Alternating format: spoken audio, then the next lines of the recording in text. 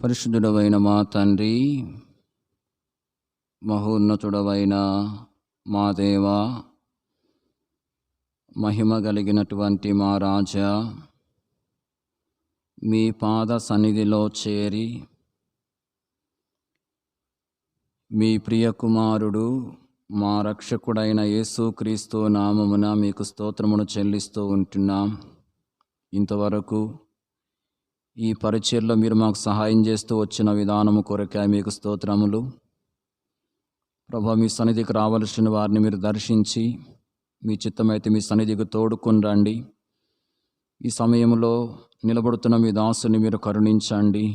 అయోగ్యుడను నిష్ప్రయోజకుడను నాయన, మీ సన్నిధి నిలిచి పరిచర్య చేయటకు ఏమాత్రము అర్హత లేనివాడను.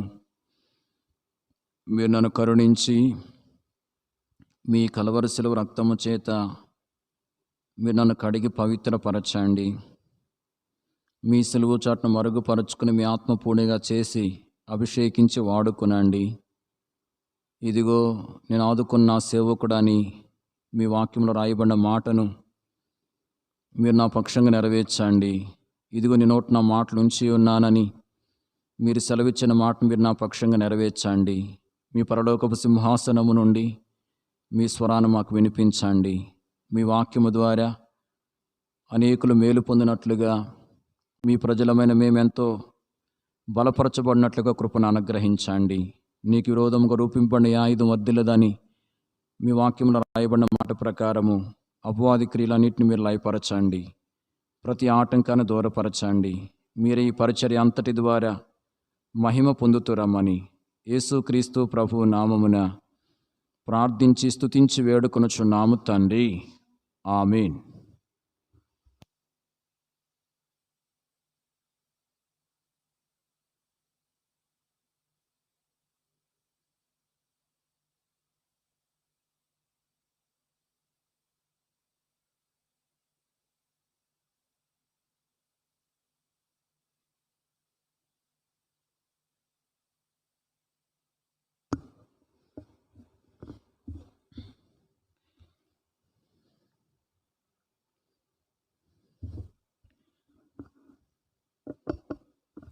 ఈ సమయంలో పరిశుద్ధ గ్రంథంలో నుండి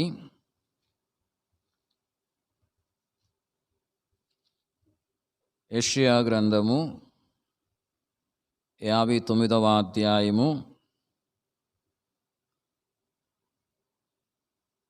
మొదటి వచనాన్ని మనమందరం కలిసి చదువుకుందాం. యెషయా గ్రంథము 59వ అధ్యాయము మొదటి వచనాన్ని మనమందరం కలిసి చదువుకుందాం.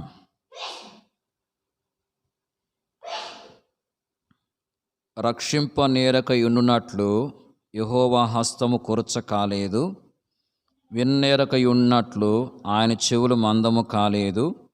మీ దోషములు మీకును మీ దేవునికి అడ్డముగా వచ్చెను.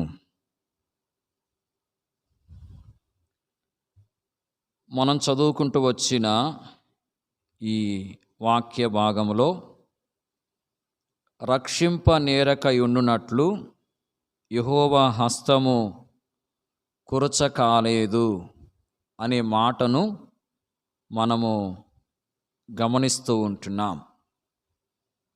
రక్షింపనేరకయున్నట్లు యెహోవా హస్తము కురచ కాలేదు అని ఇక్కడ వ్రాయబడి ఉంది. అంటే ప్రభు యొక్క హస్తము రక్షించేదిగా ఉంది. ప్రభు యొక్క హస్తము రక్షించేది అని ఈ వచనములో వ్రాయబడి ఉన్నది. ప్రియులారా, ఈ లోకములో జీవిస్తూ ఉన్న మనుషులందరూ రక్షింపబడాలని వాక్యము తెలియపరుస్తూ ఉంది.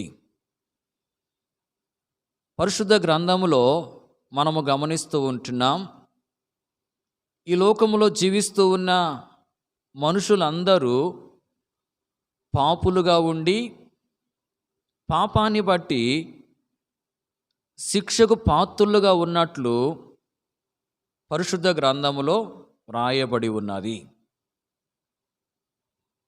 ఏ భేదము లేదు, అందరూ పాపము చేసి దేవుడు అనుగ్రహించే మహిమను పొందలేకపోతున్నారని వాక్యము తెలియపరుస్తూ ఉంది.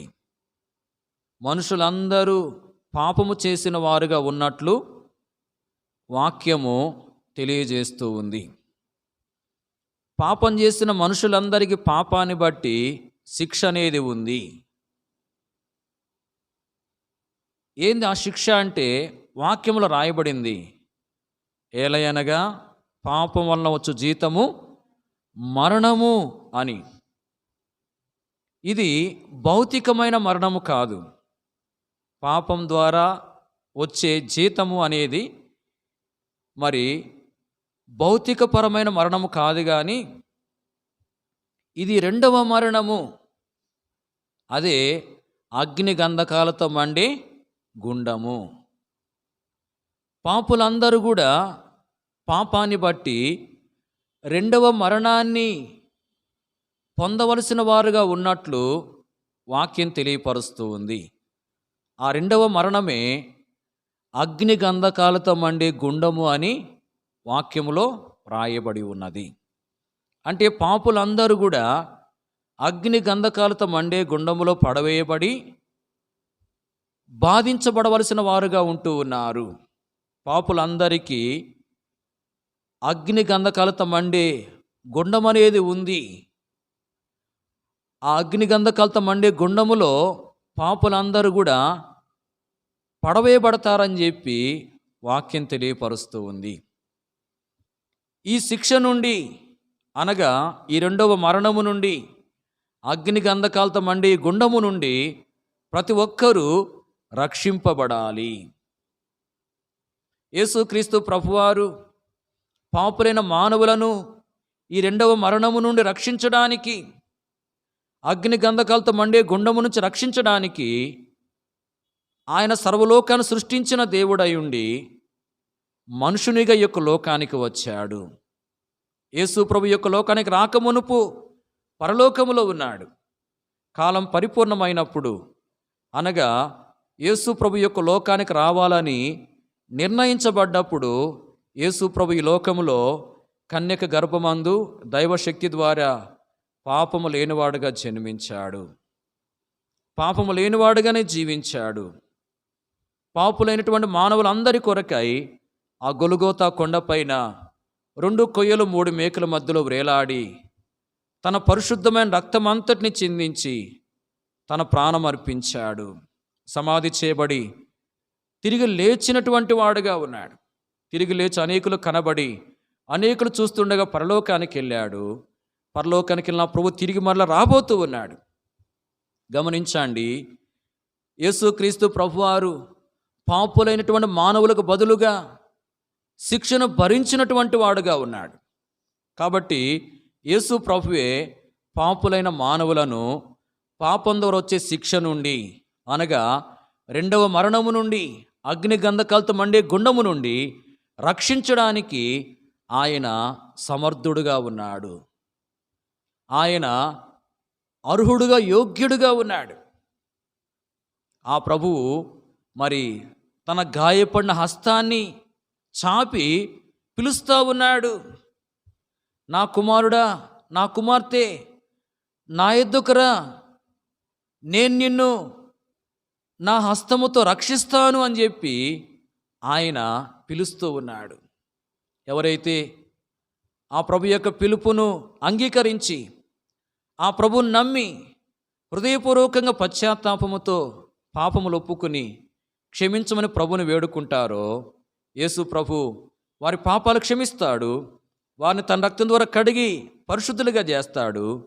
అలాగున పరిశుద్ధులుగా చేయబడిన వారు ఆ రెండవ మరణము నుండి, అగ్ని గంధకాలతో మండే గుండము నుండి రక్షించబడతారు. ఈ లోకములో నిజమైన శాంతి, సంతోషం కలిగి ఉంటారు. అంతేకాదు, ఎప్పుడూ సంతోషం ఉండే పరలోకానికి, మోక్షానికి వారసులుగా చేయబడతారని వాక్యం తెలియపరుస్తూ ఉంది.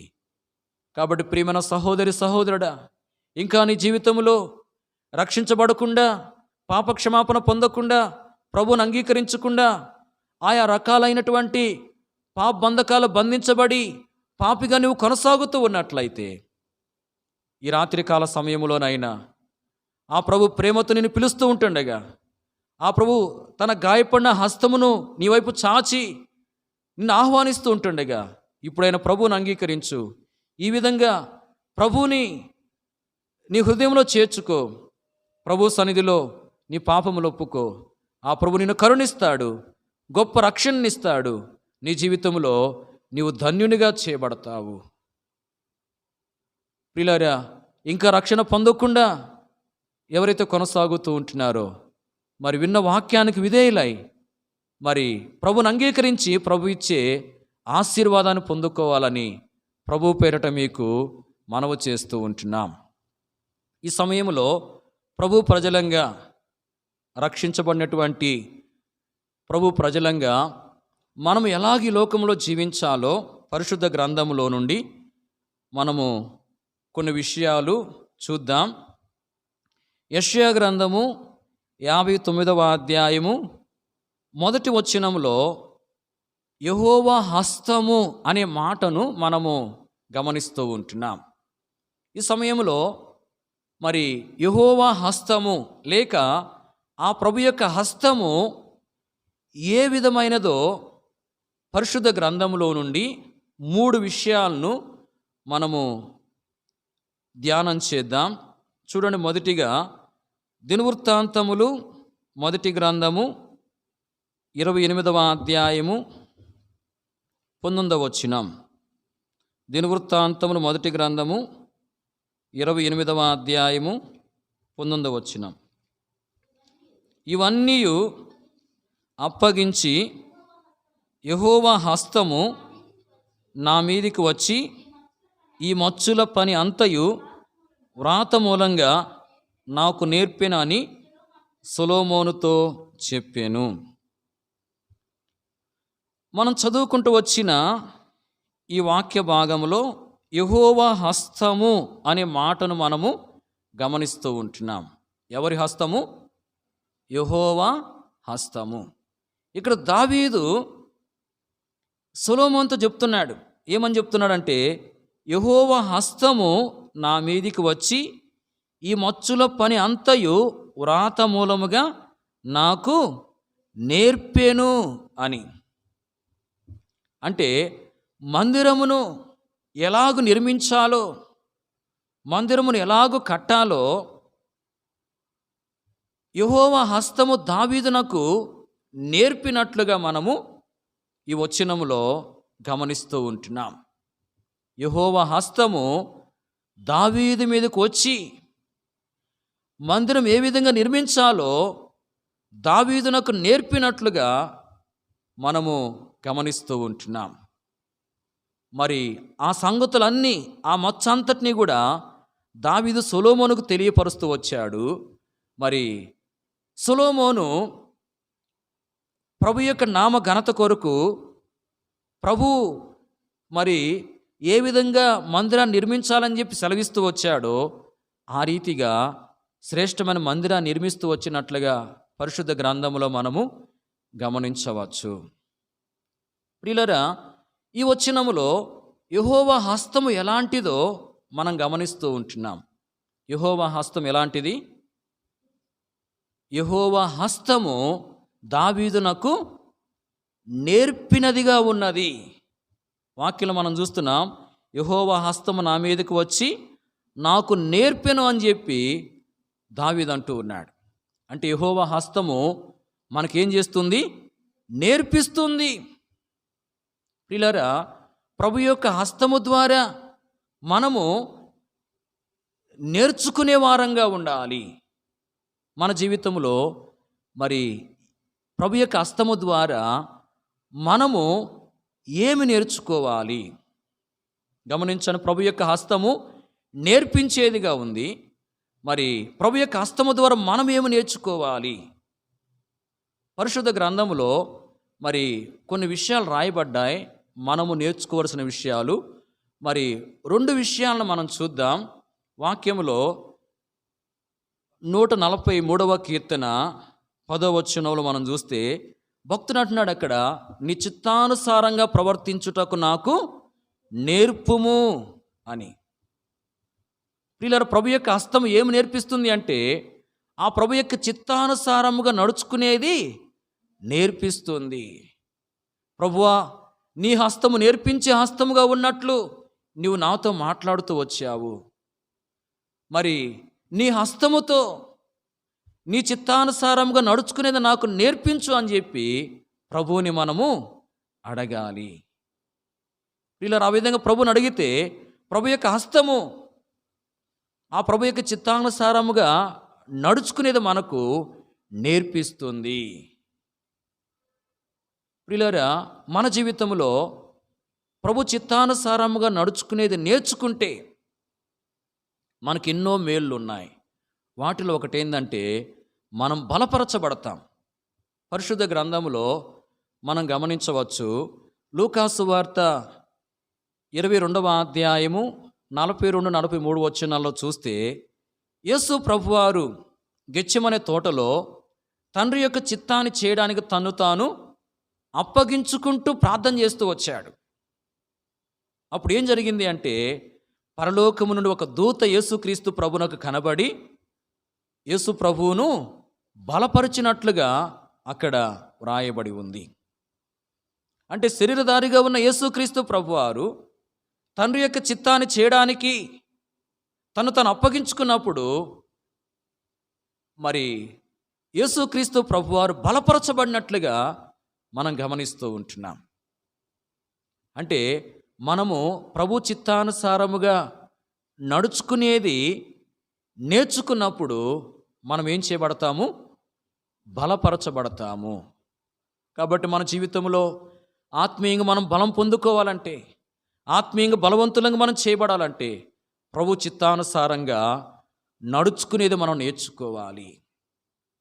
అలాగే మన జీవితంలో మనం ఏమి నేర్చుకోవాలి అంటే రెండవ మాట మనం చూడవచ్చు. తెస్సలోనికైలకు రాసిన మొదటి పత్రిక 4వ అధ్యాయము 9వ వచనంలో మనం చూస్తే అక్కడ తెస్సలోనికైలో ఉన్నటువంటి దేవుని ప్రజలు ఒకరి ఎడల ఒకరు ప్రేమ చూపించేది నేర్చుకుంటూ వచ్చినట్లుగా వ్రాయబడి ఉంది. ఏం నేర్చుకున్నారు వాళ్ళు? ప్రేమ చూపించేది నేర్చుకుంటూ వచ్చారు. ఒకరి ఎడల ఒకరు ఎలాగో ప్రేమ చూపాలో, ఒకరిని ఒకరు ఏ విధంగా ప్రేమించుకోవాలో వారు నేర్చుకున్నారు. దేవుడు ఆ విధంగా వారికి నేర్పిస్తూ వచ్చాడు. ప్రియులారా, ప్రభు యొక్క హస్తము నేర్పించేదిగా ఉంది. మరి ప్రభు యొక్క హస్తము ద్వారా మనం ఏమి నేర్చుకోవాలంటే ఒకరి ఎడల ఒకరము ప్రేమ చూపించేది మనము నేర్చుకోవాలి. ఒకరి ఎడల ఒకరము ప్రేమను చూపించేది మనం ప్రభు యొక్క హస్తము ద్వారా నేర్చుకోవాలని చెప్పి వాక్యం మనకు తెలియపరుస్తూ ఉంది. ప్రియులారా, మరి ఈ విధమైనటువంటి అనుభవాన్ని మనం నేర్చుకున్నప్పుడు మనము ఎలాంటి వారం అవుతామంటే వాక్యములో మనం గమనించవచ్చు. మరి ఒకరిని ఒకరు ప్రేమించుకున్నట అనేది ప్రభు ఇచ్చినటువంటి ఆజ్ఞగా వాక్యములో రాయబడింది. యోహాను సువార్తలో 13వ అధ్యాయం 34వ వచనములో ఆ మాట మనము గమనించవచ్చు. ప్రభు ఇచ్చినటువంటి ఆజ్ఞ ఏంది? మీరు ఒకరిని ఒకరు ప్రేమించుకోవాలి అని చెప్పి ఆజ్ఞాపిస్తూ వచ్చాడు. మరి ఇతరుల యెడల ప్రేమ చూపించడం అనేది ప్రభు యొక్క ఆజ్ఞను నెరవేర్చడం. కాబట్టి ఇక్కడ మరి ప్రభు యొక్క హస్తము ద్వారా మనము ఒకరి యెడల ఒకరం ప్రేమ చూపించేది నేర్చుకున్నప్పుడు మనం ఏం చేసిన వారం అవుతాము? ప్రభు యొక్క ఆజ్ఞను నెరవేర్చిన వారం అవుతాం. ప్రభు యొక్క ఆజ్ఞను మనం నెరవేర్చిన వారంగా చేయబడ్డప్పుడు మనల్ని బట్టి ప్రభు ఏం చేస్తాడు అంటే సంతోషిస్తాడు. వాక్యంలో రాయబడింది కదా, సమూయేలు రాసిన మొదటి పత్రికలో 15వ అధ్యాయం 22వ వచనం మనం చూస్తే మరి తాను సెలవిచ్చిన ఆజ్ఞను ఒకడు గైకొనటం వలన యెహోవా సంతోషించున్నట్లు అని చెప్పి రాయబడి ఉంది. అంటే ప్రభు ఇచ్చిన ఆజ్ఞను ఒక వ్యక్తి గైకొంటే మరి ప్రభు సంతోషపడేవాడుగా ఉంటాడు. అంటే మన జీవితంలో మరి ప్రభు యొక్క హస్తము ద్వారా ఇతరులను ప్రేమించేది మనం నేర్చుకున్నప్పుడు మనం ప్రభు యొక్క ఆజ్ఞ నెరవేర్చిన వారం అవుతాము. మనం ప్రభు యొక్క ఆజ్ఞ నెరవేర్చిన వారం అయినప్పుడు మనల్ని బట్టి ప్రభుకి ఏం కలుగుతుంది? సంతోషం కలుగుతుంది. కాబట్టి మనము ఇతరుల ఎడల ప్రేమ చూపించేది నేర్చుకుని అలాగున ప్రభు యొక్క ఆజ్ఞను నెరవేర్చిన వారముగా మనము చేయబడి మన ప్రభును మనం సంతోషపెట్టే అనుభవంలోనికి మనం రావాలని వాక్యము ద్వారా మనము హెచ్చరిక చేయబడుతూ ఉంటున్నాం. ప్రియులారు గమనించండి, ప్రభు యొక్క హస్తము మనకు నేర్పించేదిగా ఉంది. ప్రభు యొక్క హస్తము ద్వారా మనము ఏమి నేర్చుకోవాలో 2 విషయాలు చూస్తూ వచ్చాం. ఏమి నేర్చుకోవాలి? ఆయన చిత్తానుసారంగా నడుచుకునేది నేర్చుకోవాలి. ఆయన చిత్తానుసారంగా నడుచుకునేది మనం నేర్చుకుంటే మనం ఏం చేయబడతామంటే బలపరచబడతాము. రెండవది, ఇతరులను ప్రేమించేది మనము నేర్చుకోవాలి. అలాగే ఇతరులను ప్రేమించే వారంగా మనం ఉన్నప్పుడు ప్రభు యొక్క ఆజ్ఞను నెరవేర్చిన వారం అవుతాము. ప్రభు యొక్క ఆజ్ఞ నెరవేర్చిన వారం అయితే మనల్ని బట్టి ప్రభువు సంతోషపడతాడు. కాబట్టి ఇతరులను ప్రేమించేది మనం నేర్చుకుంటే మనల్ని బట్టి దేవునికి సంతోషం కలుగుతుంది. కాబట్టి ప్రియులారా, ప్రభు యొక్క హస్తము నేర్పించేదిగా ఉంటుండగా మరి ప్రభు యొక్క హస్తము ద్వారా ఆ ప్రభు యొక్క చిత్తానుసారంగా నడుచుకునేది మనం నేర్చుకోవాలి. అలాగే ఇతరుల ప్రేమ చూపించేది కూడా మనము నేర్చుకోవాలి. రెండో విషయాన్ని మనం చూద్దాం. ప్రభు యొక్క హస్తము ఎలాంటిదో ఇంకొక మాట మనం చూద్దాం. కీర్తన 44 3వ వచనం. 44వ కీర్తన 3వ వచనం. వారు తమ ఖడ్గము చేత దేశమును స్వాధీనపరచుకొనలేదు, వారి బాహువు వారికి జయమియ్యలేదు. నీవు వారిని కటాక్షించితివి గనుక నీ దక్షిణ హస్తమే, నీ బాహువే, నీ ముఖకాంతియే వారికి విజయము కలగజేసెను. ఈ వచనములో దేవుని యొక్క హస్తము అనే మాటను మనం గమనిస్తూ ఉన్నాం. నీ దక్షిణ హస్తమే అనే మాట ఇక్కడ రాయబడి ఉంది. మరి దేవుని యొక్క దక్షిణ హస్తము ఇశ్రాయేలుకి ఏం కలగజేస్తూ వచ్చిందంటే విజయాన్ని కలగజేస్తూ వచ్చింది. గమనించండి, దేవుని యొక్క హస్తము వారికి విజయాన్ని కలగజేసినట్లుగా మనము చూస్తూ ఉంటున్నాం. అంటే ప్రియులారా, ప్రభు యొక్క హస్తము మనకు విజయాన్ని ఇచ్చేదిగా ఉంది. విజయవంతులంగా సాగిపోయే వారంగా ప్రభు యొక్క హస్తము ద్వారా మనం చేయబడతాం. జయ జీవితాన్ని జీవించే వారముగా ప్రభు యొక్క హస్తము ద్వారా మనం చేయబడతాం. ప్రియులారా, ప్రభు యొక్క హస్తము ద్వారా మనము విజయవంతమైనటువంటి జీవితాన్ని జీవించే వారంగా ఉండాలని ఆ ప్రభువు కోరుతా ఉన్నాడు. ప్రియులారా, ప్రభు యొక్క హస్తము మరి మనకు విజయాన్ని ఇవ్వాలంటే మనం ఎలా ఉండాలి? వాక్యములో మనం గమనించవచ్చు. దినవృత్తాంతములు 2వ గ్రంథము 20వ అధ్యాయం 27వ వచనములో యెహోషాపాతు రాజునకు యోధా వారికి మరి విజయం కలిగినట్లుగా వ్రాయబడి ఉంది. ఎవరికి విజయం కలిగింది? యెహోషాపాతు రాజునకు యోధా వారికి. ఆ విధంగా వారు విజయాన్ని పొందడానికి గల కారణం ఏంటంటే మరి యెహోషాపాతు రాజుకునే దినాల్లో శత్రువుల యొక్క యోధా రాజ్యం మీదకి వచ్చారు. మరి శత్రువులతో యుద్ధానికి వెళ్ళబోయే ముందుగా యెహోషాపాతు రాజు ఏం చేశాడంటే దేవుని స్తుతించడానికి కొంతమందిని ఏర్పాటు చేస్తూ వచ్చాడు. వాళ్ళు ఏం చేశారంటే దేవుని స్తుతించడం ఆరంభించారు. అంతే, దేవుని స్తుతించడము మొదలుపెట్టారు. అప్పుడేమైందంటే శత్రువులు ఓడిపోయారు. దేవుని ప్రజలను యోధా వారికి జయం అనేది కలుగుతూ వచ్చింది. అంటే దేవుని స్తుతించటం ద్వారా వారు ఏం పొందారు? జయాన్ని, విజయాన్ని పొందుతూ వచ్చారు. ప్రియులారా, ప్రభు యొక్క హస్తం మనకు జయాన్నిచ్చేదిగా, విజయాన్నిచ్చేదిగా ఉంది. అయితే మనం ఏం చేయాలి? ఆ విజయాన్ని పొందుకోవాలంటే మనం ప్రభువును స్తుతించాలి, ప్రభువును గణపరచాలి, ప్రభువును హెచ్చించాలి, ప్రభువును మనం పొగిడేవారంగా ఉండాలి. ప్రభు యొక్క గొప్పతనాన్ని బట్టి, ఆయన మంచితనాన్ని బట్టి, ఆయన యొక్క ప్రేమను బట్టి మనం ఆయన గణపరిచినప్పుడు మరి ఆ ప్రభు యొక్క హస్తం మనకు విజయాన్నిచ్చేదిగా ఉంటుంది. అలాగే పరిశుద్ధ గ్రంథంలో దినవృత్తాంతములు మొదటి గ్రంథము 5వ అధ్యాయము 20-21 వచనాలు మనం చూస్తే అక్కడ రూబేనీయులు, గాదీలు, మనుష్య అర్థగోత్రపు వారిని గురించి రాయబడింది. వారు వేరే జనాంగం మీదకి యుద్ధానికి వెళ్ళారు. యుద్ధమందు వాళ్ళు ఏం చేశారంటే దేవుని యందు నమ్మిక ఉంచి దేవునికి ప్రార్థన చేస్తూ వచ్చారు. అప్పుడు దేవుడు వారికి శత్రువులపై జయాన్ని ఇచ్చినట్లుగా వాక్యంలో మనం చూస్తూ ఉంటున్నాం. వీళ్ళు దేని ద్వారా జయం పొందారు? దేవుని యందు నమ్మిక ఉంచి ప్రార్థించటం ద్వారా. చూడండి, ప్రార్థన ద్వారా జయం వారు కలుగుతూ వచ్చింది. అలాగే మన జీవితంలో దేవుని యొక్క హస్తం మనకు జయాన్ని ఇవ్వాలంటే మనము దేవుని యందు నమ్మిక ఉంచి ప్రార్థించే వారంగా ఉండాలి. ప్రియులారా, ప్రభు యొక్క హస్తము మనకు జయాన్ని ఇస్తుంది. ప్రభు యొక్క హస్తం ద్వారా మనం జయం పొందుకోవాలంటే 2 అనుభవాన్ని కలిగి ఉండాలి. ఒకటేమో ప్రభును స్తుతించే వారంగా ఉండాలి. రెండోదేమో ప్రభునకు ప్రార్థించే వారంగా కూడా ఉండాలి. ఎవరిలో ఈ 2 అనుభవాలు ఉండవో, అంటే ప్రభును స్తుతించే అనుభవము, ప్రభునకు ప్రార్థించే అనుభవం అనేది ఎవరికైతే ఉండవో వారికి జయం అనేది ఉండదు.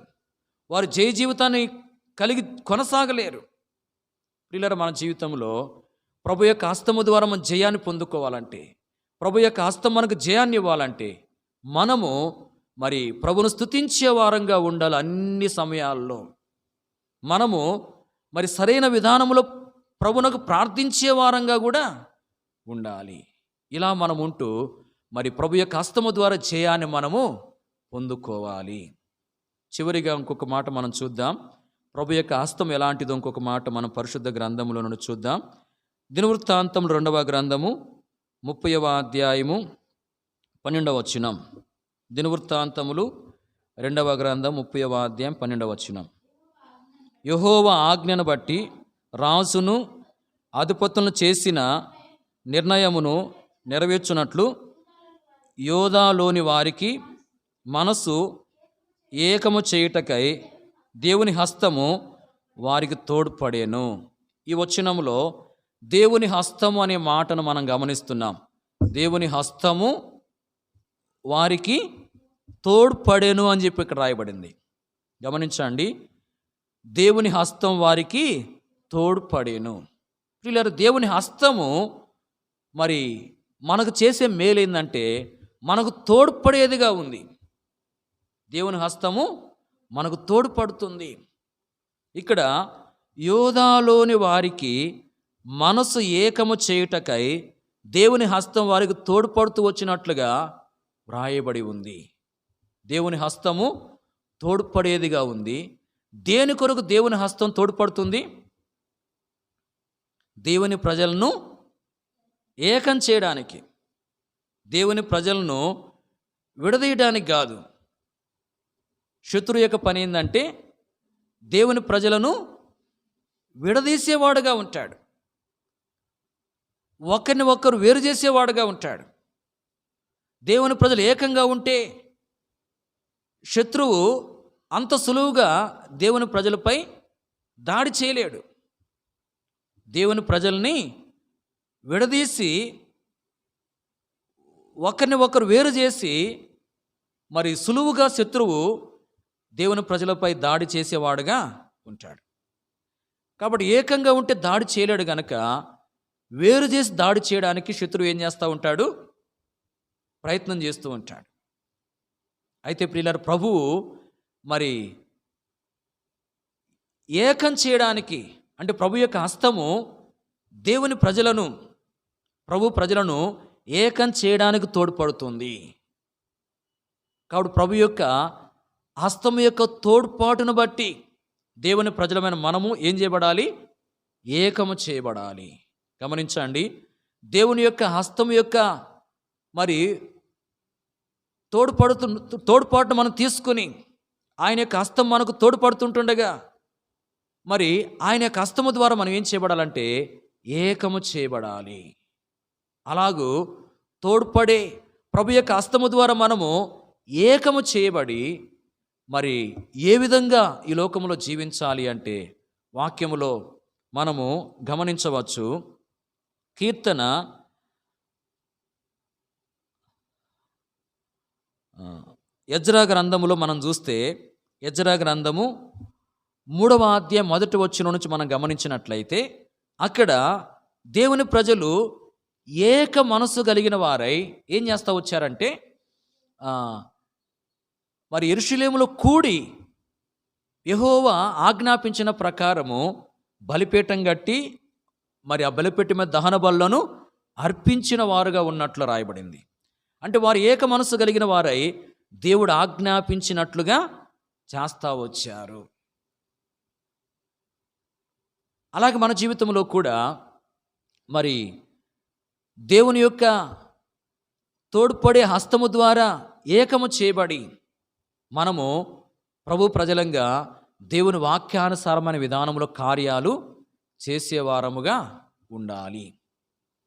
అలాగే మరి పరిశుద్ధ గ్రంథములో 34వ కీర్తన 3వ వచనం రాయబడింది, నాతో కూడి యెహోవాను గణపరచుడి, మనం ఏకముగా కూడా ఆయన నామమును గొప్ప చేయుదము. ఏకముగా కూడి ఏం చేయాలి? ప్రభు యొక్క నామాన్ని గొప్ప చేయాలి. అంటే మరి తోడ్పడుతున్న ప్రభు యొక్క హస్తము ద్వారా మనము ఏకము చేయబడాలి. ఏకము చేయబడ్డానికి ప్రభు హస్తం తోడ్పడుతుంది కాబట్టి మరి ఏకము చేయడానికి ప్రభు యొక్క హస్తం తోడ్పడుతుంటుండగా ఆ తోడ్పడే హస్తము ద్వారా మనం ఏకం చేయబడి మరి ప్రభు యొక్క నామాన్ని ఏం చేయాలి? గొప్ప చేసే వారంగా, హెచ్చించే వారంగా, మరి గణపరిచే వారంగా మనం ఉండాలి. ప్రియులారా, మనము ఏకము చేయబడి వాక్య ప్రకారంగా కార్యాలు చేయాలి. ఏకము చేయబడి మరి ప్రభువును గొప్ప చేసే వారంగా ఉండాలి. ప్రభు యొక్క హస్తము ఏం చేస్తుందంటే తోడ్పడేదిగా ఉంది. మనము ఏకముగా చేయబడేదాని కొరకు తోడ్పడుతుంది. మనము మరి ఆ ప్రభు యొక్క హస్తము ద్వారా ఏకము చేయబడి ప్రభు వాక్యానుసారమైన రీతిలో కార్యాలు చేయాలి. అలాగే మరి ప్రభు యొక్క నామాన్ని గొప్ప చేసే వారంగా కూడా ఉండాలి. ఇలాంటి అనుభవంలో మనము కొనసాగుట కొరకే ప్రభు యొక్క సహాయాన్ని మనము కోరుకోవాలి. ఈ సమయంలో మరి ప్రభు యొక్క హస్తము ఏ విధమైన కార్యాలు చేస్తుందో 3 విషయాలు చూస్తూ వచ్చాం. మరి మొదటిది, ప్రభు యొక్క హస్తము నేర్పించేదిగా ఉంది. రెండవది, ప్రభు యొక్క హస్తము విజయాన్నిచ్చేదిగా ఉంది. మూడవది, ప్రభు యొక్క హస్తము తోడ్పడేదిగా ఉంది. ప్రియులారా, మరి ప్రభు యొక్క హస్తము ద్వారా అనుగ్రహించబడుతున్న ఈ 3 ఆశీర్వాదాన్ని మనం పొందుకుని మన యొక్క యాత్రా జీవితాన్ని మనం కొనసాగించుకునే వారంగా ఉండాలి. ప్రభు ఈ 3 విధాలైన ఆశీర్వాదాలతో మనం నింపునట్లుగా ప్రభు యొక్క సహాయాన్ని మనము కోరుకోవాలి. ప్రభు అలాగ మనకు సహాయం చేయునుగాక.